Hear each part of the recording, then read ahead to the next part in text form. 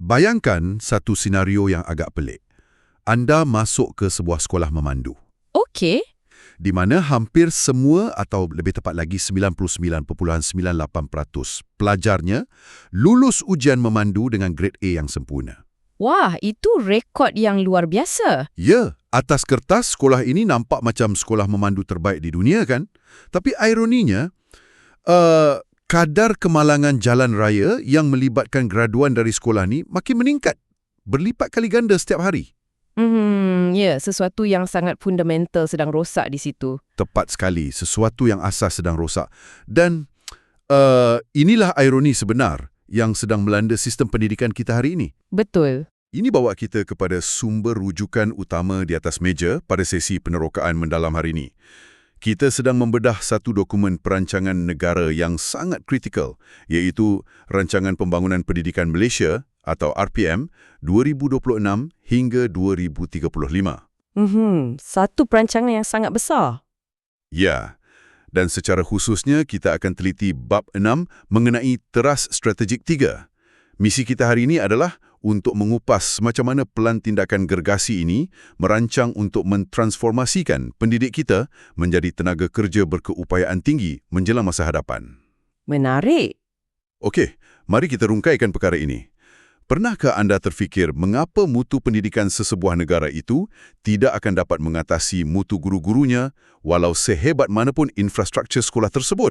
Yelah, jika anda yang sedang mendengar ini seorang ibu bapa atau seorang majikan yang sedang cari bakat baharu untuk syarikat anda atau sekadar individu yang peduli tentang masa depan kita, kualiti pendidik inilah yang sebenarnya menentukan kualiti bakat yang akan menyertai masyarakat kita kelak. Betul, impaknya sangat meluas. Dan apa yang mempesonakan di sini ialah macam mana rancangan ini kaitkan akar umbinya dengan satu prinsip global, iaitu Matlamat Pembangunan Mampan 4 atau SDG 4. Dokumen ini tegaskan yang pelaburan strategik terhadap guru adalah kunci sebenar untuk capai hasil pembelajaran yang saksama. Tapi sebelum kita cuba baiki sistem ini, kita perlu faham apa yang tidak kena terlebih dahulu. Setuju. Mari kita lihat realiti semasa yang dikongsikan dalam dokumen ini. Sebab ia agak mengejutkan. Okey. Ada satu jurang realiti yang sangat besar. Berdasarkan rekod rasmi dari tahun 2010 hingga 2022, hampir semua guru dapat markah penilaian prestasi yang luar biasa tinggi. Kita bercakap tentang hanya 0.02% pendidik yang catat skor bawah 60%. 0.02%, itu sangat kecil. Ya, jadi kalau ikutkan laporan ini, kita seolah-olah ada guru yang sempurna. Tapi realitinya, laporan Bank Dunia 2023 dan laporan PISA 2022 tunjukkan sebaliknya. Ya, grafnya menurun kan? Betul. Skor PISA murid Malaysia menurun bagi ketiga-tiga domen literasi, membaca, matematik dan sains. Malah, kita berada di bawah purata OECD. Ini ibarat analogi sekolah mandu tadi. Semua pelajar lulus ujian dengan grade A, tapi kadar kemalangan jalan raya tetap meningkat. Jadi, apa sebenarnya yang kita ukur? Persoalan yang bagus. Sebab mekanisme penilaian sedia ada sebenarnya tidak memberi gambaran sebenar tentang keberkesanan pengajaran di bilik darjah. Maksudnya, kita ukur benda yang salah. Ya, ditambah pula dengan krisis pasca COVID-19 dan pemansuhan peperiksaan berpusat macam UPSR dan PT3. Oh, betul juga. Bila peperiksaan tu dah tak ada, Guru terpaksa menilai semula pendekatan mengajar dan menilai murid secara tiba-tiba. Jika kita kaitkan hal ini dengan gambaran yang lebih besar, guru sebenarnya terbeban dan sangat tertekan dengan tugasan pentadbiran. Mereka dinilai berdasarkan fail yang disusun, bukan pemahaman murid. Dan ini membawa kita kepada strategi pertama dalam dokumen tersebut. okey, ini bahagian yang saya suka. Memandangkan guru sekarang dinilai dengan cara yang mungkin tidak tepat sebab beban tugas yang rincam, macam mana kita nak kurangkan beban itu supaya mereka boleh fokus mengajar? Ya, itu sasaran utamanya. Dokumen ini bentangkan pengenalan waktu bekerja 45 jam seminggu. Dan yang paling penting, dasar penstrukturan semula 80-20. 80% masa untuk PDP, iaitu pengajaran dan pembelajaran, dan cuma 20% untuk tugasan bukan PDP. Satu pembahagian yang sangat drastik berbanding sekarang. Betul.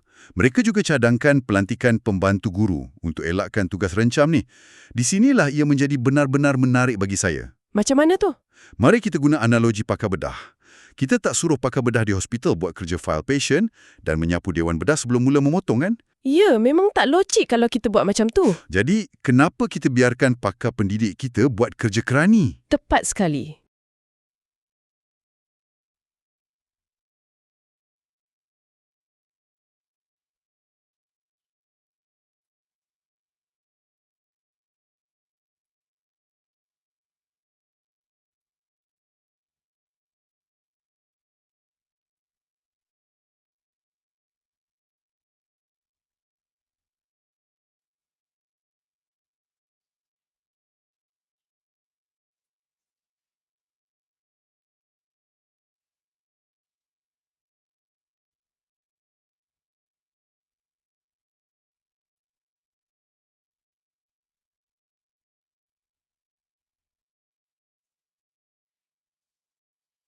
Tapi, adakah sekadar memansuhkan majlis remeh atau pertandingan sekolah macam yang dibuat sebelum ini sudah memadai untuk selesaikan isu ini? Membuang majlis remeh itu langkah kosmetik saja. Kosmetik. Ya, penyelesaian yang mampan perlukan dasar struktural macam 80-20 tadi. Kalau kita tengok amalan antarabangsa yang dirujuk dalam laporan ini, ia sangat berjaya. Contohnya? Singapura guna model School Administration Team di mana urusan pentadbiran diuruskan oleh staf berasingan. Di Iceland pula mereka laksanakan sistem pembahagian 40 jam yang sangat fleksibel tapi mengutamakan masa mengajar secara mutlak. Oh, jadi tugas hakiki mengajar tak diganggu langsung. Ya, dan kesejahteraan ini bukan sekadar pasal kurang kerja. Dokumen ini sentuh pasal platform E2PK berlandaskan hierarki keperluan Maslow. Maslow, maksudnya keperluan psikologi guru pun dinilai. Betul, KPM juga mula adaptasi 4 dimensi kesejahteraan OECD, kognitif, kendiri, fizikal, mental dan sosial. Guru adalah manusia, jadi sokongan holistik amat diperlukan supaya emosi mereka stabil. Okey, mari beralih ke strategi kedua dan ketiga. Katakanlah dasar 80-20 ni berjaya. Guru dah ada masa dan kesejahteraan. Apa mereka perlu buat dengan masa tersebut? Mereka perlu tingkatkan kemahiran untuk berhadapan dengan murid abad ke-21 kan? Ya, dan ini yang mengejutkan. Walaupun 100% pegawai KPM lulus latihan minimum 5 hari atau 40 jam setahun, 100% lulus, ya. tapi laporan Bank Dunia 2024 kata latihan ini terlalu umum dan kurang disesuaikan mengikut individu. Ya, ia ibarat doktor beri ubat paracetamol untuk semua jenis penyakit. Tepat sekali. Jadi, penyelesaian dalam dokumen ini ialah menukar strategi kepada upskilling, reskilling dan cross-skilling. Kemahiran silang dan kemahiran baharu. Dan mereka nak ubah latihan ini kepada bentuk modular serta kelayakan micro atau micro-credentials yang lebih luas. Tambahan lagi, pemusatan kawalan mutu latihan akan libatkan pihak luar macam NGO, universiti dan sektor swasta, bukan agensi KPM sahaja. Ya, satu langkah pendemokrasian latihan. Tapi tunggu sekejap.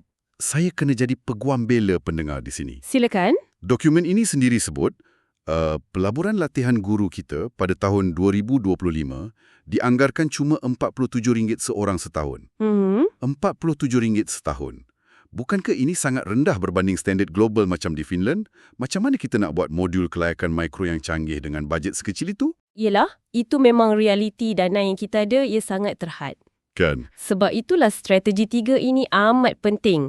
KPM terpaksa buka kerjasama dengan rakan strategi industri dan swasta. Oh, jadi bukan KPM yang tanggung 100% kos tu. Betul. Tapi ini membangkitkan persoalan penting tentang jaminan kualiti. Macam mana nak kawal kalau pihak luar yang buat? Pemusatan kawalan mutu tadi, jawapannya. Sistem ini memastikan dana yang kecil itu dibelanjakan untuk latihan yang benar-benar berimpak tinggi. Mereka guna sesuatu yang dipanggil Kamus Kompetensi, PPP. Kamus kompetensi? Ya, ia algoritma untuk padankan profil kompetensi individu dengan latihan mikro yang tepat, supaya ia tak jadi latihan tangkap muat. RM47 itu dilabur tepat pada masalah guru tersebut. Saya faham. Jadi kementerian bertindak sebagai pengawal kualiti, bukan sekadar penyedia bajet. Okey, jom kita pergi ke strategi 4. Membina pemimpin pendidikan. Ya, secara sistemik. Sebab guru yang hebat perlukan persekitaran sekolah yang menyokong dan itu ditentukan oleh siapa pemimpin sekolah tersebut, kan? Betul. Pengetua atau guru besar mainkan peranan besar. Masalah semasa yang dokumen ini tekankan ialah jawatan ini sering diisi oleh pendidik kanan yang hampir bersara. Berasaskan senioriti. Ya, bukannya kecakapan. Ini saya nak guna analogi sikit. Ia macam kita bagi jawatan kapten kapal laut yang canggih kepada kelasi semata-mata sebab dia paling tua di atas kapal tu. Walaupun dia mungkin tak pandai guna sistem radar moden. Tepat sekali. Walaupun dia tak tahu baca kompas digital. Jadi dokumen ini mencadangkan perancangan pengganti atau succession planning bermula seawal grade DG9. Dan ada keluesan penempatan.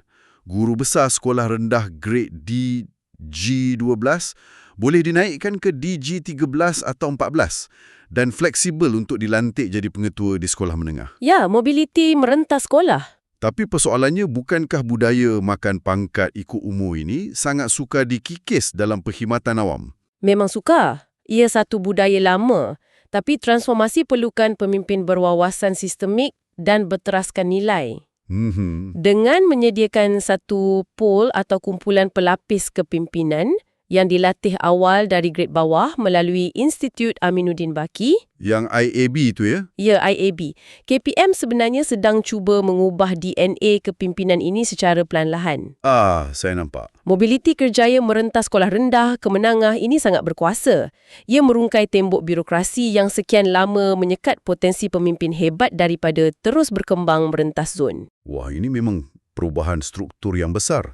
Tapi untuk pastikan kesemua 4 strategi tadi tak jadi angan-angan kosong, mesti ada kompas saintifik yang memandunya, kan? Semestinya. Kalau tak, ia hanya retorik atas kertas. Dan inilah pemboleh daya atau enabler terakhir yang dibincangkan, menghapuskan silo melalui penyelidikan.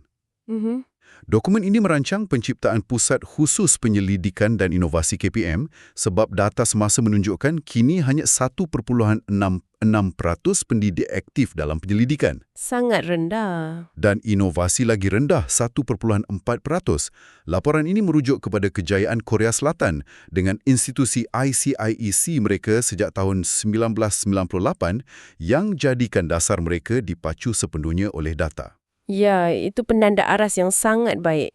Jadi, apa maksudnya semua ini untuk kita? Maksudnya pusat ini akan bertindak macam jabatan R&D di syarikat gergasi teknologi, kan? Betul. Supaya segala keputusan, dari silibus sampai cara melatih guru, adalah berdasarkan bukti empirikal, bukannya tekaan rambang atau ikut musim. Tepat sekali. Keputusan evidence-based ini menyelamatkan masa, wang dan paling penting, menyelamatkan masa depan murid kita. Okey, masa kita dah nak tamat. Sebagai rumusan pantas untuk anda yang mendengar, kelima-lima komponen ini dari menilai masalah dengan tepat, mengembalikan kesejahteraan guru, latihan luas yang relevan, merombak kepimpinan dan dipandu oleh data pusat R&D, ia membentuk satu ekosistem lengkap. Ya, satu jentera yang bergerak bersama. Betul.